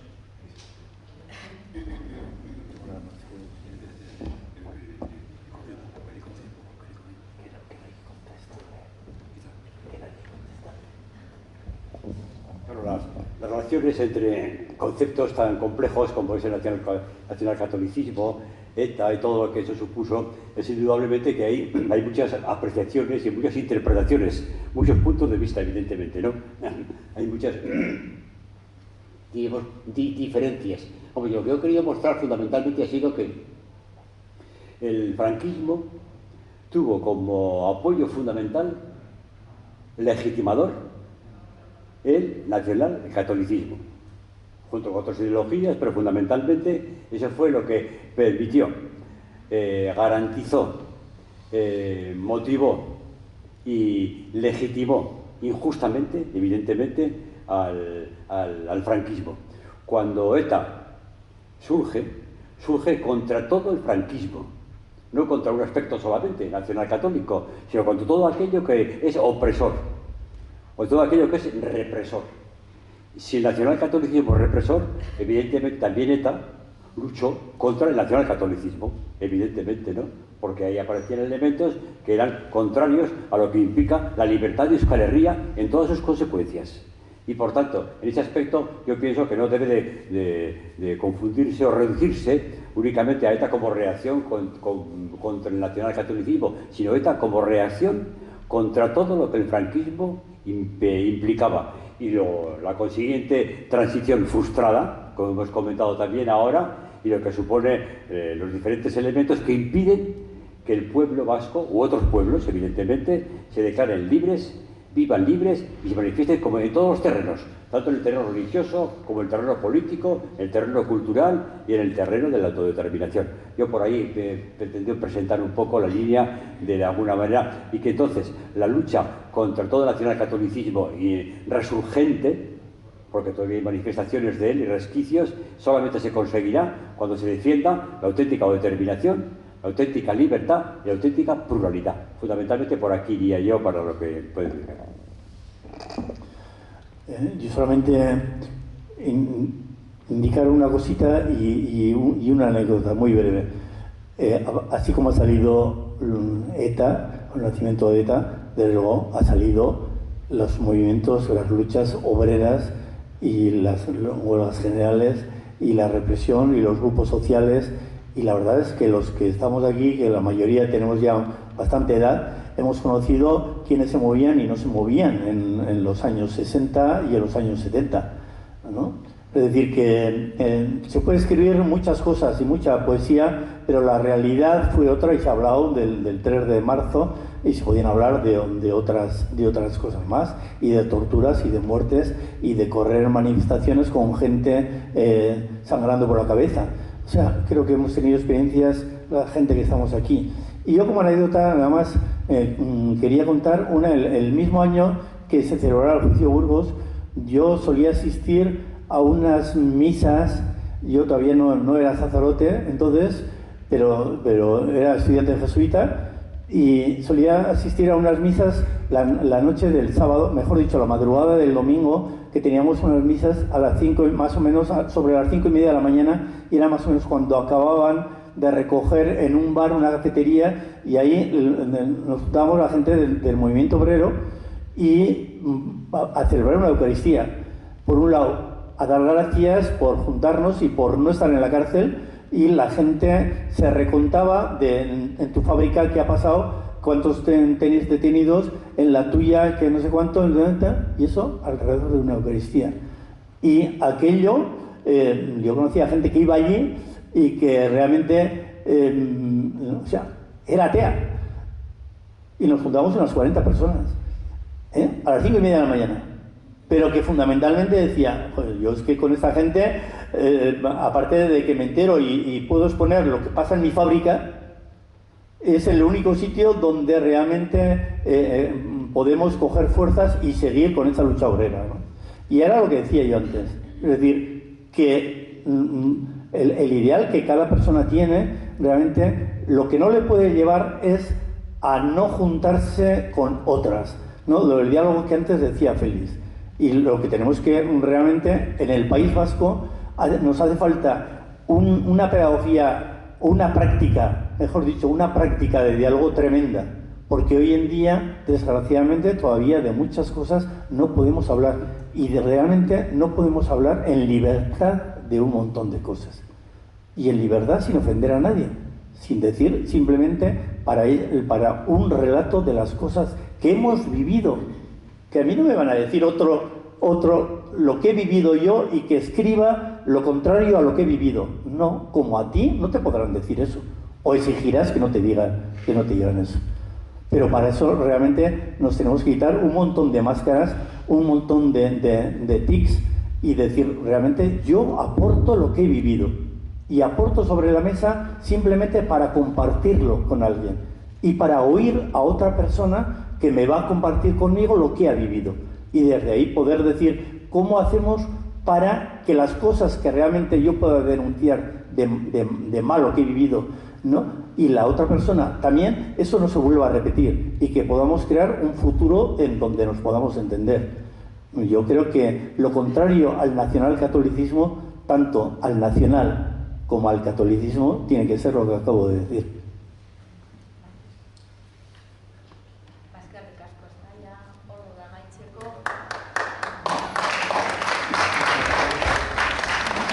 Eskerrik asko guzti hori, etorragatik eta bere parte hartuagatik. Eskerrik asko. Hau gogoramena bat, oroitu saldetik, zuentzako, zuritzako, eruteko, eta erut. Eskerrik asko guzti hori, eta aurrera. La próxima acto va a ser una exposición sobre una saga de unos vecinos de la margen izquierda que con un velero salieron el día del Carmen de 1950 y a los 4 meses aparecieron en México. Hay fugas por ahí, fuga de Alcatraz, fuga de Basauri, fuga de Segovia, pero salir en un velero, en una procesión mariana y terminar en México es lo que vamos a presentar en Oloitus. Una última cosa, ¿eh? ¿Cuánto es el libro? ¿Cómo es el libro? Euskal Elisa. Sí, Por 10 euros tenéis aquí la posibilidad de coger el libro de Félix, Euskal Elisa, de la coordinadora. Una cosa también, este domingo hay un acto de la Asociación de Vecinos de Alde Zaharra a las 12 del mediodía, un acto memorialista recordando cuando el bombardeo de Portugalete, pues hubo personas heridas y murió una persona, un palangrero. Entonces hay un pequeño acto el domingo a las 12 del mediodía, el día 7, perdón, de noviembre, sí, domingo. Estáis invitadas e invitados. Eta eskerrik asko etortzeagatik,